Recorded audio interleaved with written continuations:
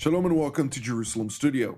President Joe Biden has made his first major foreign policy decision, and while it is not focused on the Middle East but rather on a region adjacent to it, the regional implications are evident.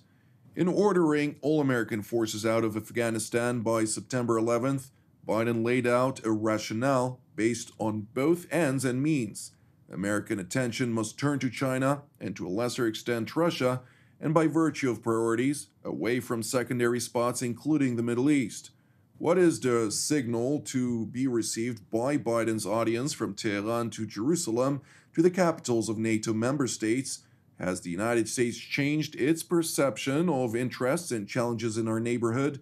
To analyze this topic, we're joined from elsewhere here in Jerusalem by Mr. Robert Silverman, who is a lecturer at Shalem College and a former president of the American Foreign Service Association. Thank you for joining us.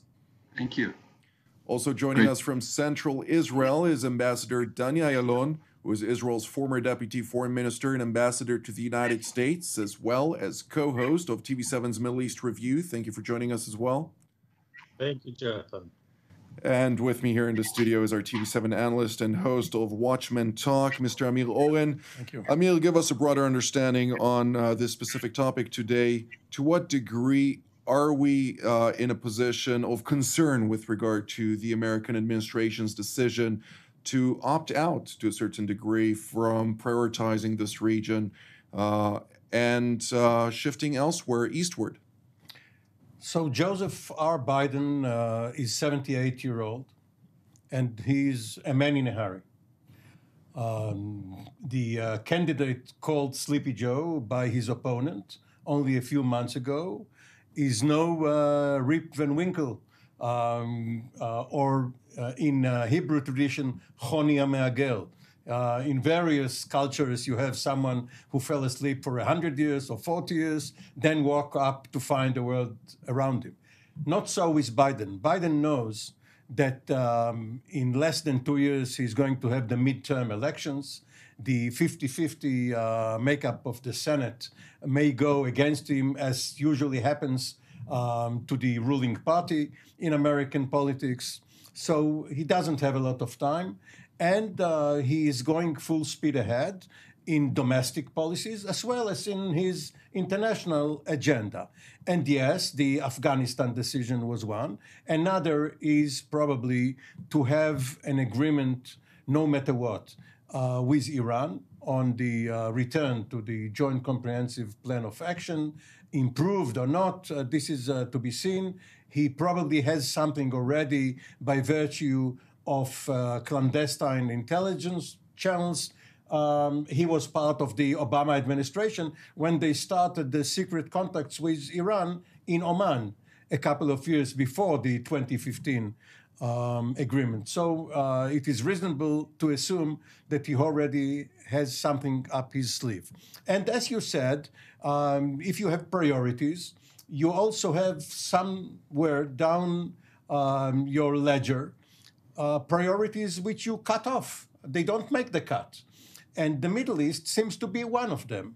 Now, it is no coincidence that up to now, neither Biden nor Secretary of State Antony Blinken visited the area, but instead they sent Secretary of Defense Lloyd Austin to reassure the Israeli public that the American commitment to Israel's security is ironclad and that the qualitative military edge will be retained, because the last thing any American administration wants is to see an insecure Israel, which then takes out of defensive caution aggressive action.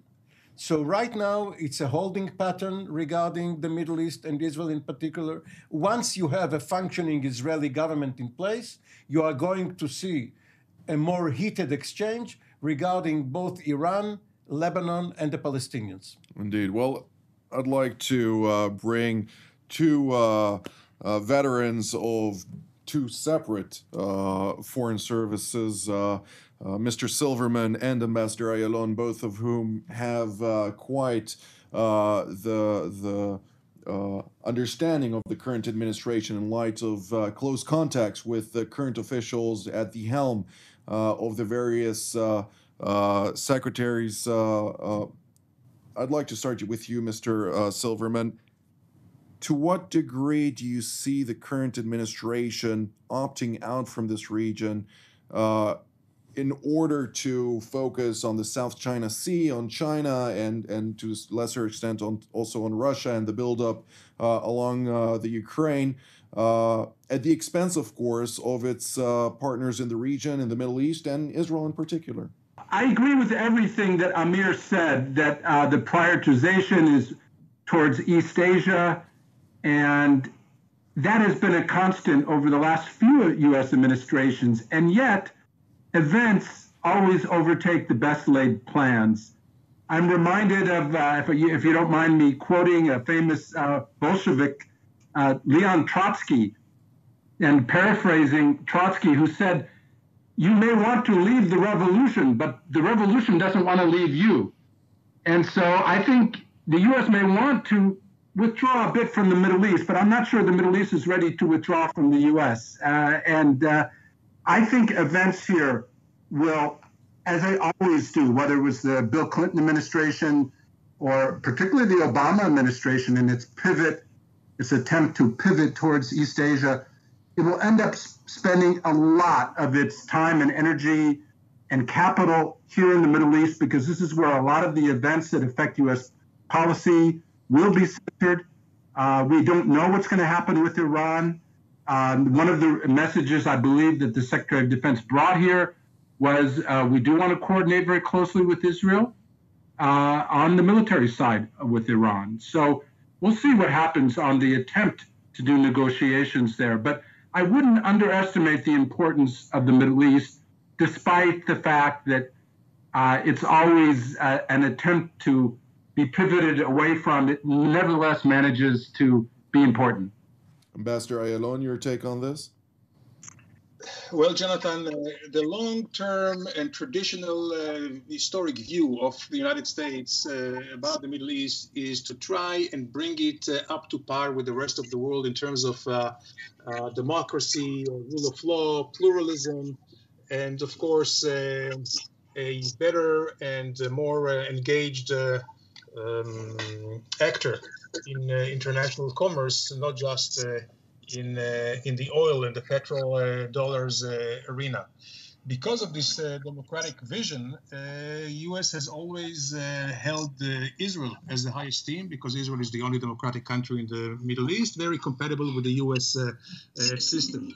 But this is why we can see that in the speech President Biden had, the first speech on foreign policy about 3.5 weeks ago, he did not mention the Middle East except one country, which is Israel, where he reiterated the ironclad commitment of the United States to Israel's security. And this is because Israel is the only democracy here, and he would like Israel to be a model for others. But as for the immediate future, what they would like to see is a stopgap.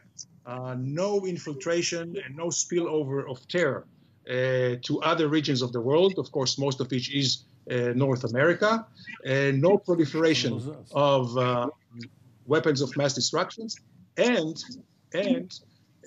to make sure that its rivals, whether it's China right now on commerce and on strategic pathways, or whether it's Russia on military interest and military bases, whether it's in Lebanon or Syria, to keep them away. This is the main thing that they would focus at this point. So the U.S. right now is playing a defensive game in the region, in the Middle East, and not an offensive, and especially as they are not very much in need of the petrol in the Gulf and the other countries in the Middle East.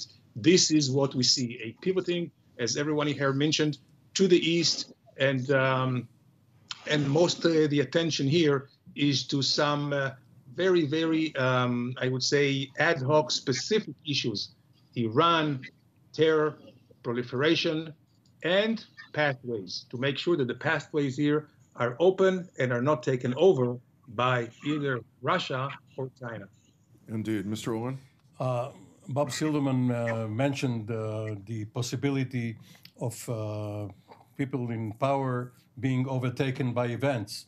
You know, it's the old OBE. In British parlance, OBE is Officer of the British Empire, sort of a knighthood. But OBE in Washington is overtaken by events.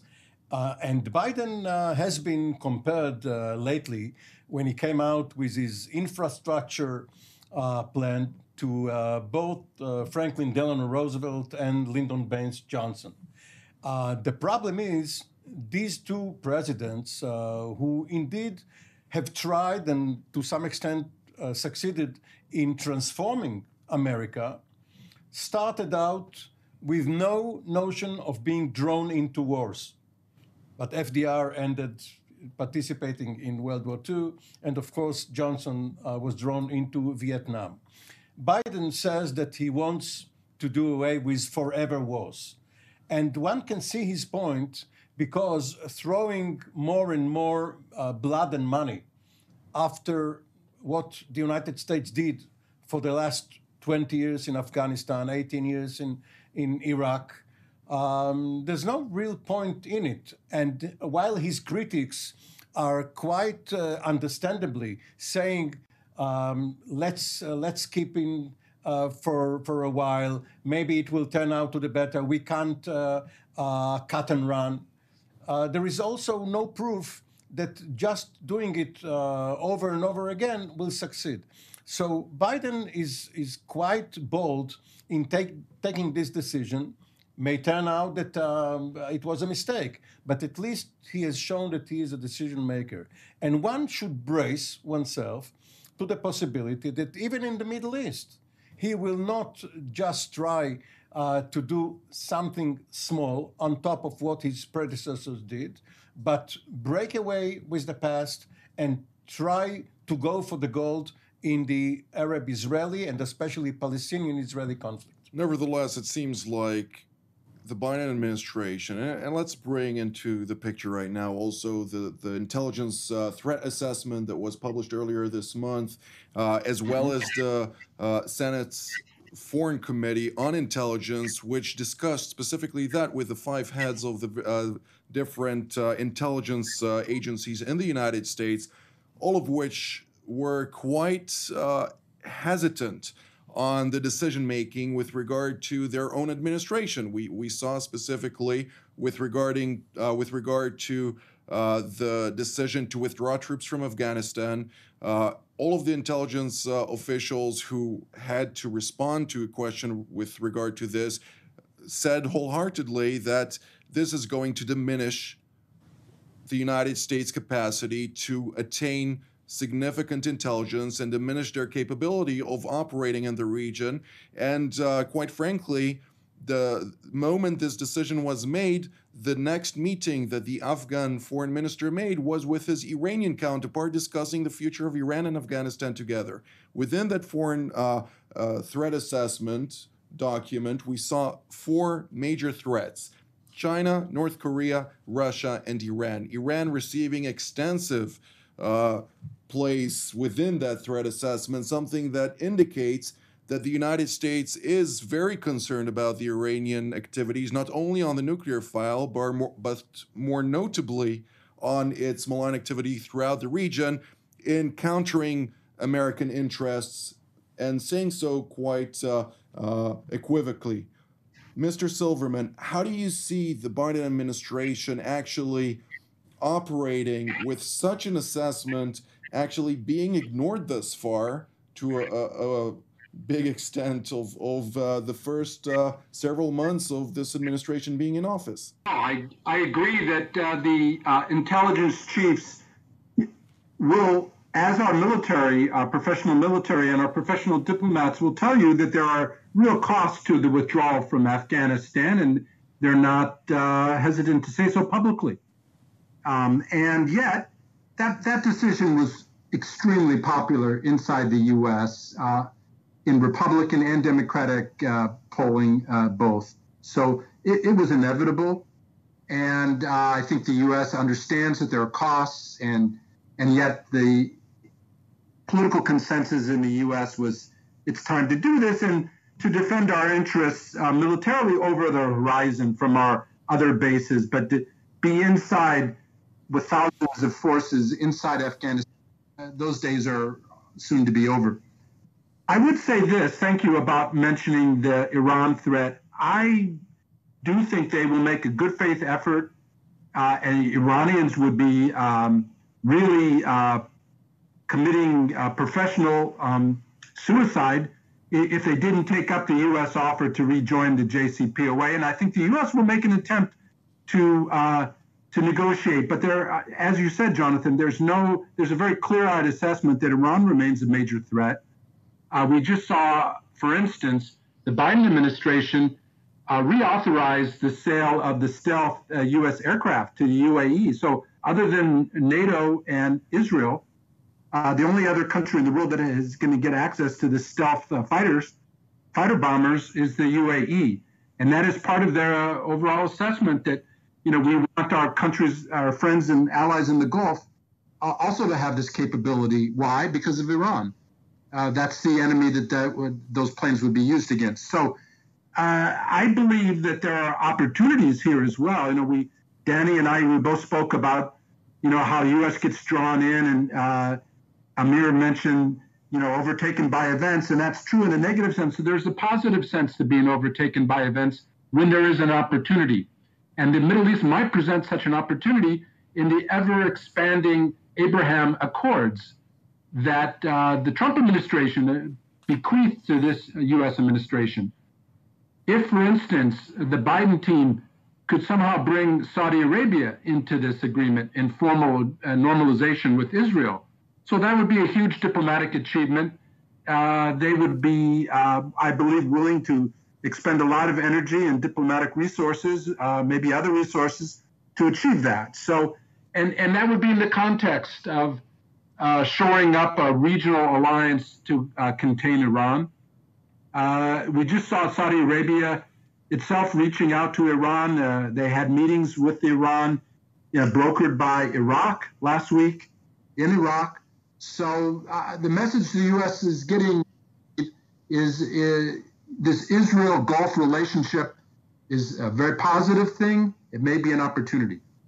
Indeed. Ambassador Ayalon, I'd like to hear your take on this. And to add to that, also 2 points. One thing that seems to me quite apparent about the Biden administration, unfortunately, in my opinion, is the pursuit of popular decision-making, which, as also Mr. Silverman mentioned, the disengagement from Afghanistan in particular was very popular domestically, as well as the decision to, which was also, by the way, mentioned in the first foreign policy speech of President Joe Biden, was specifically about Yemen, the humanitarian situation there, and trying to end the war, which has caused, according to the Biden administration, the most terrible humanitarian catastrophe currently at play, even though Syria, in my opinion, is far beyond that. But specifically with that, it decided to revoke the designation of the Houthi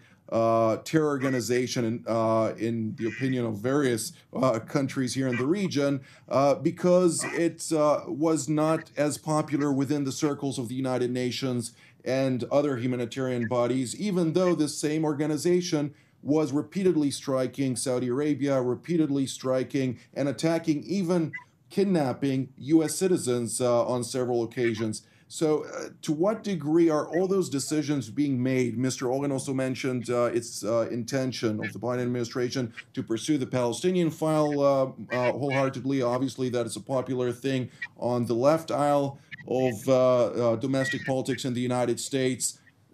How do you see all of this decision-making actually contributing to the interests of the United States rather than the popularity of one party in the United States? Well, first off, let me say I do agree with Amir Oren. So far, Biden himself, almost single-handedly, has shown a lot of activism, activity, bold decisions on a wide spectrum of issues, mostly domestic issues, but also on foreign-related as well. But when it comes to the Middle East, I'm not sure that he has turned into a higher gear yet. And it's manifested itself that by the fact that no new ambassador has been appointed nor confirmed for the region. So at this point, I do not see that the American foreign policy is really geared up to really chart its challenges, its opportunities, and what to focus on, except, of course, what immediately is pressing. And first and foremost is Iran. Hence, we see the Vienna talks, where I understand that the United States is very much would like to start direct negotiations with the Iranians. Right now, it's done only through the good offices of the Europeans, mainly the three, Germany and UK and France. But this is something that they have already resolved to go back to the JCPOA. I'm not sure that they are even, although they are trying to allay Israel's concern, but I'm not sure that once it's a fait accompli and there is a resumption of the JCPOA, that they will do much, or will they be able to actually fine-tune it and make it stronger in terms of verification, in terms of the extension of the sunset clauses, and many, many other things. So this would be a great concern of for Israel, and they, I think, would be wise in Washington, White House, the National Security Council, and the State Department to really think up a plan, because the last thing they want to do, as also Amir mentioned, is to have Israel very much concerned and very much feeling at the short end of the Iranian deal. When it comes to other issues, the only one, I would say, declaration or a statement that they made is that Assad should go. By this, they go back to the Obama's before 2015, which really is going to have a stumbling block for any arrangement in Syria. So here I do not see also much thinking in a comprehensive way. How will that be related to stability in Iraq, to Turkey and the Syrian relations, to Lebanon, and of course Iran and Israel? So in my mind, they are still very much in a quandary, and I do not see any direction. And that leads me to the other issue, of course, of great concern to the United States, has been always very focused on the Israeli-Palestinian conflict.